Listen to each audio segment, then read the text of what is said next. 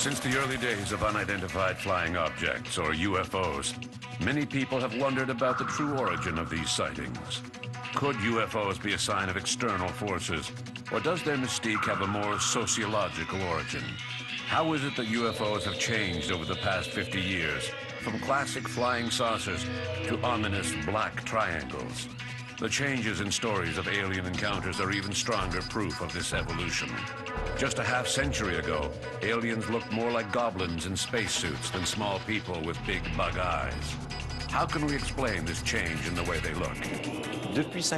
In the last 50 years, there has been a noticeable evolution in UFO phenomena. In the early 1950s, you had your basic flying saucer that had a tendency to break down from time to time, like your trusty old Ford.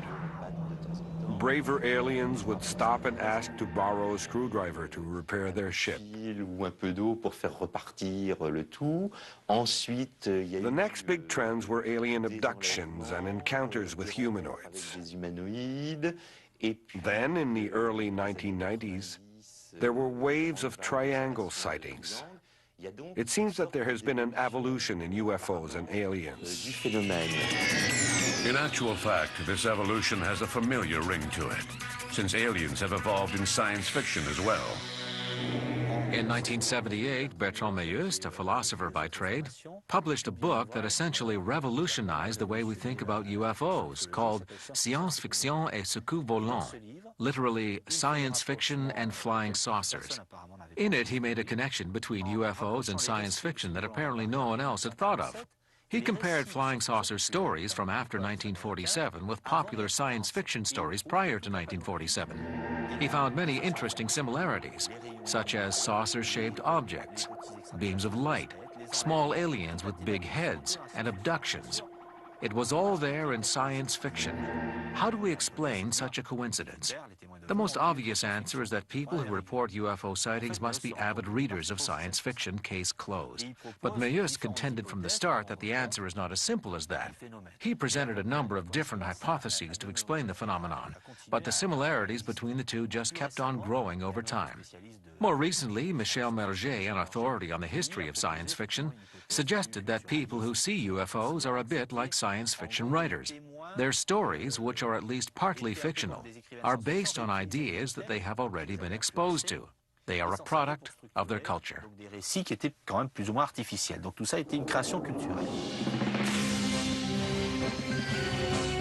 Proponents of this psychological theory were quick to adopt Michel Merger's book, Alien Abduction, published in 1995, over Bertrand Meilloust's earlier works.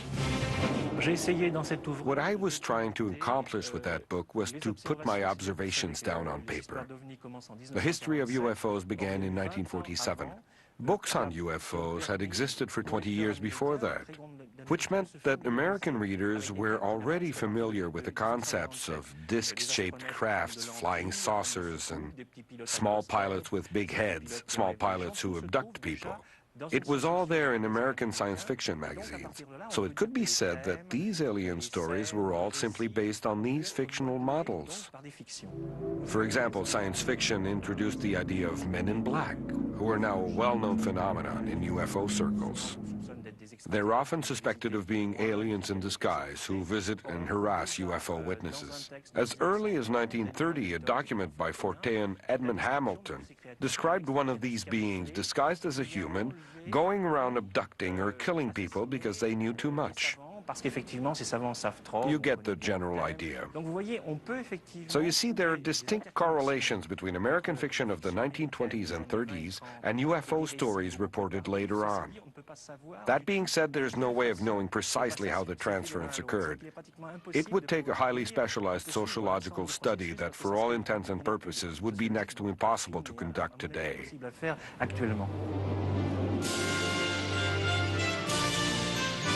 So to what extent could aliens in science fiction have actually influenced the accounts of UFO sightings? Do people subconsciously draw on science fiction folklore to embellish their stories?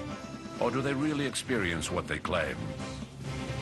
Some extraordinary technological advances were made at the end of the 19th century, including the telephone, gramophone, diesel engine, X-rays, and the radio. In 1886, Jules Verne wrote Robert the Conqueror, a novel in which the hero travels the world in an amazing flying machine, a cross between a boat and a blimp. At about the same time, strange objects began to appear in the sky over the United States. It was the dawn of airships, flying machines that looked more like dirigibles than spaceships. While some people saw this coincidence as an uncanny parallel to science fiction, others saw it differently.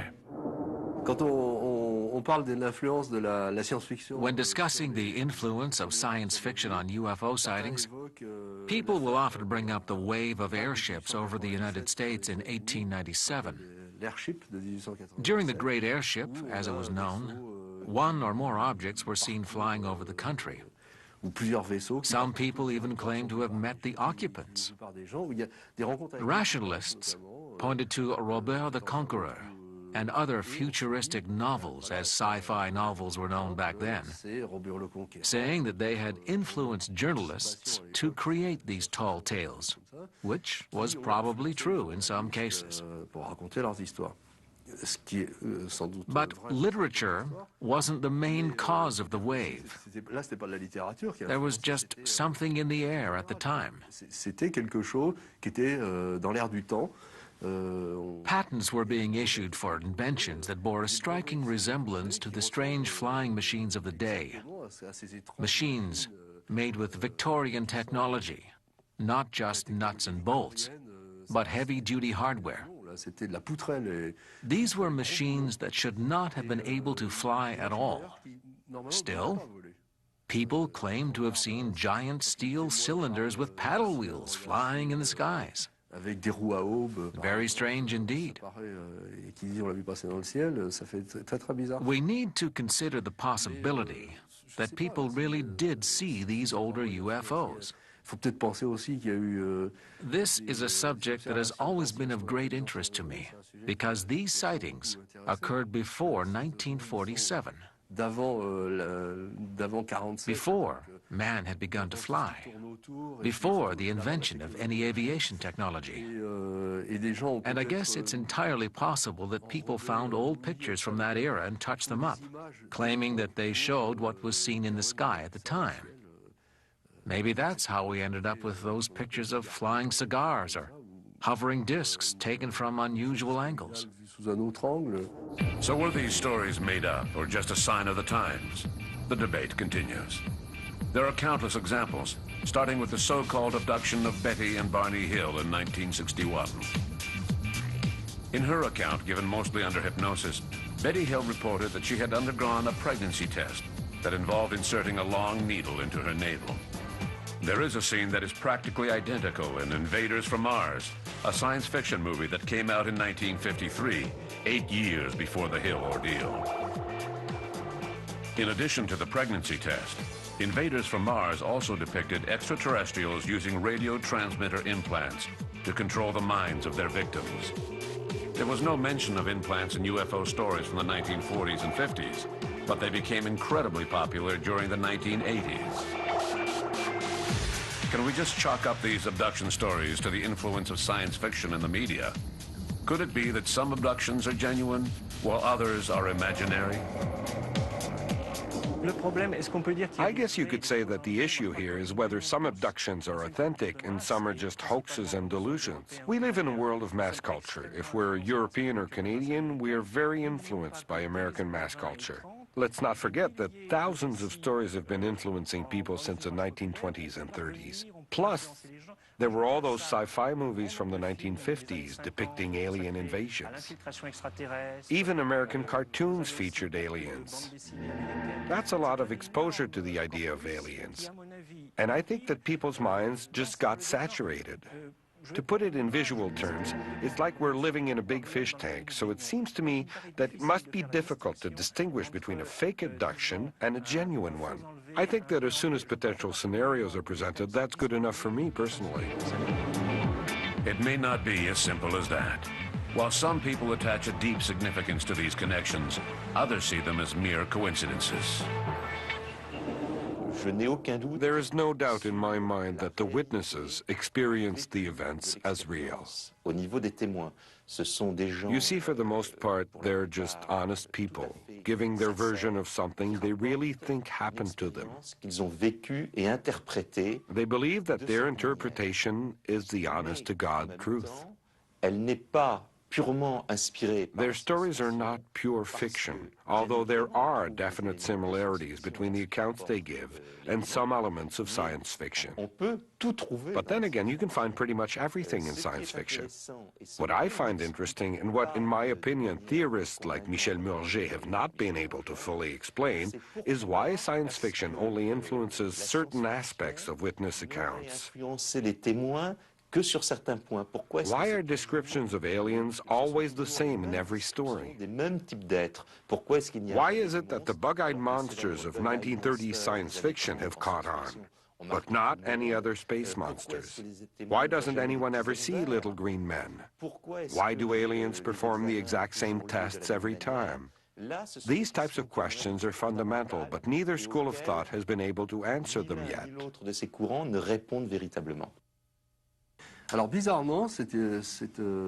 Curiously enough, the theory that UFOs originated in science fiction was most popular in Europe, and particularly in France. The science fiction community is a lot like the ufology community. Science fiction isn't considered total trash, but then again, it certainly isn't considered in the same league as classic literature or film. The science fiction community has the same problem gaining recognition as the ufology community. Somewhere along the way, science fiction writers came to be known as myth makers, a role they were all too pleased to assume. But this seemed to occur only in Europe. For some reason, it never made its way across the ocean to the United States, where sci-fi writers never talk about that theory. As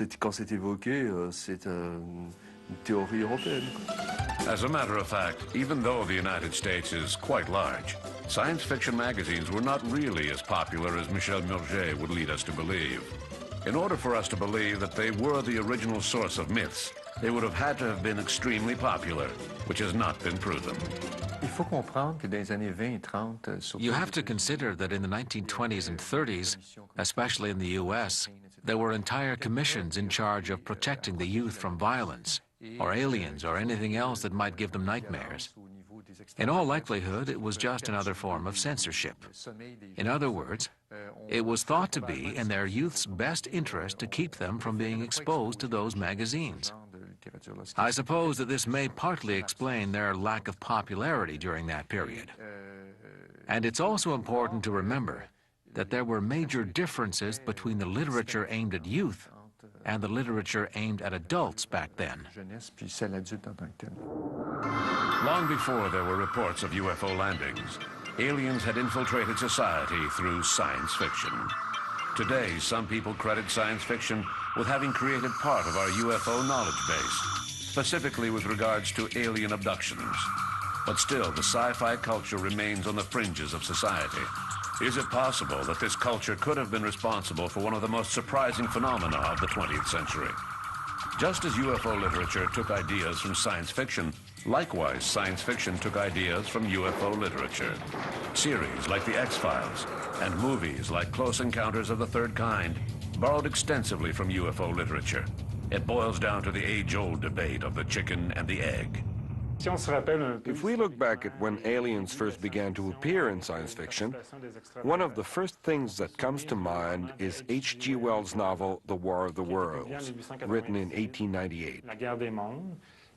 In that book, aliens invaded London, England. But there was no widespread alien invasion in literature at the time. It would still be a few more years before they would really become popular. It wasn't until around the mid-1920s or perhaps early 1930s that pulp magazines began to appear on magazine stands throughout America. That's when people's imaginations really started to take off. It was relatively easy to get stories published in those magazines. Aliens at that time were invaders or big ugly creatures out to harm humans. In futuristic novels, on the other hand, they were portrayed as travelers and explorers. That's when the whole phenomenon really began to develop. There were the inventions at the turn of the century, plus the industrial and technological revolutions. Authors back then had far-fetched ideas, although reality seeped in now and then. Seeds were being planted for the television, the laser, and the whole telecommunications industry. In the beginning, aliens didn't have much in the way of a personality. They were just big, ugly monsters. Then eventually, in the 1940s and 50s, they began to evolve, with writer Philippe Joseph Armer, who tried to portray them as having a personality. He also tried to portray intergalactic relations between Earthlings and extraterrestrials. So basically, that was how aliens and UFOs evolved early in the 20th century. Then along came the comic book, which introduced us to the most famous extraterrestrial of all, Superman, protector of the human race. Superheroes are a whole other aspect of aliens that we mustn't forget. In the United States, science fiction appeared primarily in cheap magazines, known as pulp magazines, or pulps for short. The first one to become popular was Argosy, which came out in 1896. But the real wave of pulp popularity was between 1923 and 1926. They were around for about half of the 1920s. The first one that was really of the science fiction genre was written by Hugo Gernsback, a Luxembourg immigrant living in the United States. He was a big fan of technology, which he used as material for his first sci-fi pulp magazine called Amazing Stories. He also created a fantasy series called Weird Tales. What followed was that most, if not all, well-known American science fiction writers ended up contributing stories to pulp magazines, which earned their name from the poor quality of the paper that they were printed on. You could still see bits of pulp in the paper itself. This is where the space operas originated. There were grandiose stories about invasions and the valiant heroes who stopped them. Heroes like Flash Gordon, Buck Rogers, and Doc Savage. Not only did they have their own pulp magazines, but they also appeared in other series as well. They fended off evil invaders who were threatening to oppress smaller territories and planets. They were simple adventure stories, nothing more. The most exotic thing about them was probably the costumes and the appearance of the characters. The pulp's heyday was really in the 1930s, but it all came to an end in the early 1950s. With the advent of television and drive-in movie theaters, along with new technology in media. At that point, science fiction moved more into paperback novels, and pulp magazines virtually disappeared. Still, they are an important part of the legacy of science fiction literature, because they were more or less where it all began, and everyone was involved in them. Later on, sci-fi buffs got together and founded fan clubs all over the world, which in some ways paralleled the pulp magazines. They carried on the tradition of science fiction and kept the big-name authors on the cultural radar. In the wake of World War II, science fiction gained a new audience through movies and television. Flying saucers could be seen in theaters throughout America, just when it was too worried about a Soviet invasion to be concerned about a Martian one. All that really mattered was that these visitors from outer space were a moneymaker.